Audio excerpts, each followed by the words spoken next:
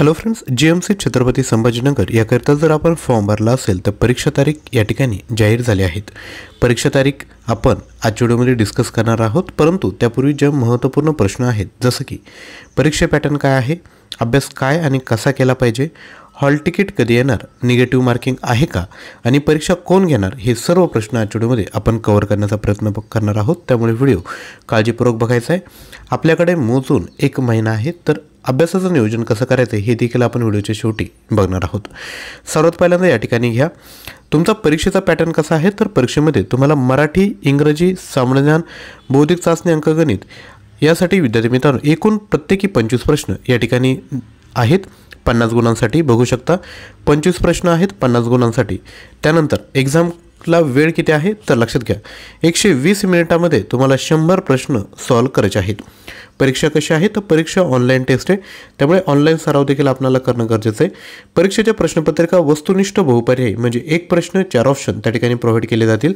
प्रश्नपत्रिकेतील प्रत्येक प्रश्न 2 गुण, बरोबर, म्हणजे 100 प्रश्न आणि 2 गुण। आता या ठिकाणी निगेटिव्ह मार्किंग आहे का, ते कोणताही तुमचे ॲडव्हर्टाइजमेंट असू दे किंवा जे आता परीक्षेच्या तारखेबाबत जे आता काय म्हणता येईल की एक परिपत्रक आले त्यात देखील मेन्शन नाही आहेत। जेव्हा हॉल तिकीट येईल, हॉल तिकीटवर विद्यार्थी मित्रांनो या ठिकाणी मेन्शन असण्याचे चान्सेस आहेत।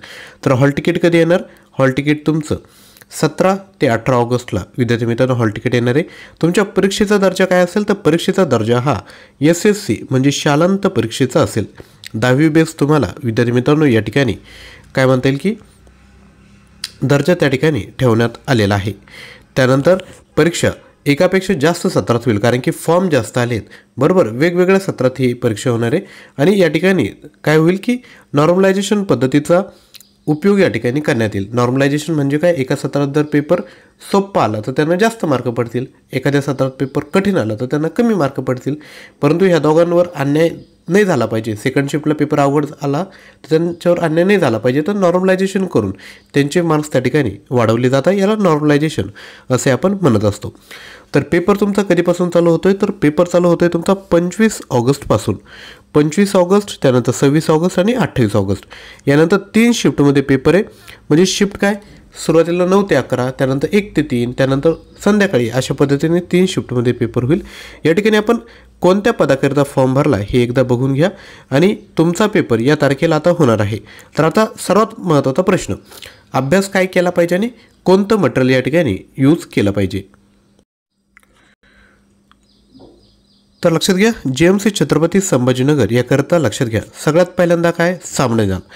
सामान्यज्ञानमध्ये आपल्याला कोणकोणते टॉपिक कव्हर करायचे आहेत, तर सामान्यज्ञानमध्ये आपल्याला कव्हर करायचं आहे भूगोल, सगळ्यात महत्त्वाचा भूगोल, त्यानंतर विज्ञान, त्यानंतर इतिहास, त्यानंतर समाजसुधारक, ही सर्व टॉपिक आपल्याला कव्हर करायचे आहेत। आता हे जे 4700 प्रश्न आहे त्यामध्ये तुम्हाला फोल्डर वाईज म्हणजे महाराष्ट्राचा भूगोल एक फोल्डर, त्यात सगळ्या PDF, इतिहास त्यामध्ये PDF, समाजसुधारक त्यामध्ये PDF, त्यानंतर विज्ञान त्यामध्ये PDF, अशा पद्धतीने मटेरियल प्रोव्हाइड केलं आहे। मल्टिपल चॉईस क्वेश्चन म्हणजे त्यांनी जसा मेन्शन केलं आहे परिपत्रकामध्ये वस्तुनिष्ठ बहुपर्यायी तसेच आपण प्रोव्हाइड केलेत आणि प्रश्न आणि उत्तर लगेच दिले। म्हणजे प्रश्न पहिला महाराष्ट्र भूगोलचा बघितला तर त्याचं उत्तर लगेच, म्हणजे तुम्हाला खाली जायची गरज आहे का, नाही। तर असे आपण तुम्हाला काय देतोय, सामान्यज्ञानचे प्रश्न देतोय। सामान्यज्ञानला 25 प्रश्न आहे। सामान्यज्ञानमध्ये चालू घडामोडी देखील विचारल्या जातात, तर आपल्याकडे चालू घडामोडीचे 5000+ प्रश्न आहे, म्हणजे जो जुलै महिना चालू आहे त्याचे देखील चालू घडामोडीचे प्रश्न यामध्ये आपण ॲड केलेले आहेत।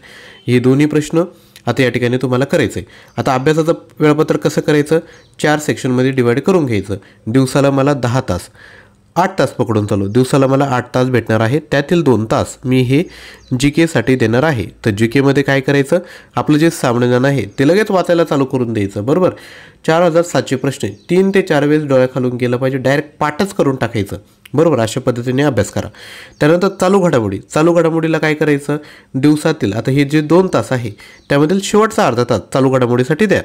कारण की लक्षात घ्या जर तुम्हाला रँक काढायची असेल म्हणजे टॉपमध्ये यायचं असेल तर करंट अफेअर हे जे आहे ते खूप गरजेचं असतं। ज्या विद्यार्थी मित्रांना मार्क काय म्हणता येईल की जास्तीचे मार्क पाहिजे असेल तर करंट अफेअर आपलं स्ट्रॉंग पाहिजे, करंट अफेअरला तुम्ही शेवटचे 15 मिनिटं द्या।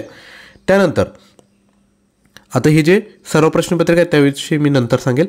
त्यानंतर मराठी व्याकरण, मराठी व्याकरणावर आपल्याकडे 1800 प्रश्न आणि नोट्स, म्हणजे प्रत्येक टॉपिक वाईज तुम्हाला नोट्स देखील प्रोव्हाइड केले. तर मग दिवसातील पुढील 2 तास मराठी व्याकरणासाठी द्यायचा. त्यामध्ये आपण जे क्वेश्चन दिले आणि नोट्स दिले ते डोळे खालून घालून घ्यायचे. त्यानंतर इंग्लिश ग्रामरला पण काय करायचे, 1100+ प्रश्न, 2 तास वेळ द्यायचा दिवसातील आणि आपलं मटेरियल यूज करून टाकायचं. ॲप्टिट्यूड 1300 प्रश्न, याला पण 2 तास वेळ द्यायचा. आता हे टोटल किती झाले, 8 तास झाले तुमचे. त्यानंतर काय करा, ॲडिशनली 1 तास द्यायचा. त्या 1 तासामध्ये काय करायच्या, सराव प्रश्नपत्रिका सॉल्व करायच्या. पण ह्या सराव प्रश्नपत्रिका कधीपासून सॉल्व करा, 8 दिवस तुम्ही मी जो तुम्हाला टाईम टेबल दिलं ते फॉलो करा आणि त्यानंतर पुढील दिवसाकरिता सराव प्रश्नपत्रिका आहे किती, 110 सराव प्रश्नपत्रिका. सराव प्रश्नपत्रिका म्हणजे काय असतं रे, त्यामध्ये सुरुवातीला प्रश्न आणि ॲन्सर शेवटी. मग काय करायचं, ती PDF फाईल ओपन करायची, एक नोटबुक सोबत ठेवायची आणि स्वतः ट्राय करायचं आणि शेवटी ॲनालाइज करायचं की आपले किती प्रश्न बरोबर आले, किती प्रश्न चुकवले. असे 110 सराव प्रश्नपत्रिका आहे. त्यानंतर 100 प्रश्नांच्या 10 फुल लेंथ टेस्ट आहे आपल्याकडे आणि त्याची ॲन्सर की सेपरेट दिली आणि सोबत तुम्हाला काय म्हणता येईल की राऊंड करण्यासाठी ओएमआर शीट देखील प्रोव्हाइड केली. ओएमआर शीटच्या 10 कॉपी काढून घ्यायचे झेरॉक्स. त्यानंतर प्रश्नपत्रिकेच्या वाटलं तर तुम्ही काय करायचं, स्वतः ट्राय करायचं आणि त्या ठिकाणी शेवटी ॲन्सर की बघायची. अशी 10 प्रश्नपत्रिका दिल्या आहे. TCS परीक्षा घेणारे तर TCS आणि IBPS परीक्षेने पाठीमागे विचारलेले प्रश्न आपण यामध्ये प्रोव्हाइड करतोय. संगणक टॉपिकचे देखील या ठिकाणी आपण प्रश्न प्रोव्हाइड तुमच्यासाठी करत आहोत. हे टोटल मटेरियल तुम्हाला 499 रुपयामध्ये देतोय. 18,000+ प्रश्न आहे. सेम मटेरियल तुम्हाला हवं असेल तर तुम्ही ॲप थ्रू देखील परचेस करू शकता. लिंक डिस्क्रिप्शन बॉक्समध्ये दिलेली आहे.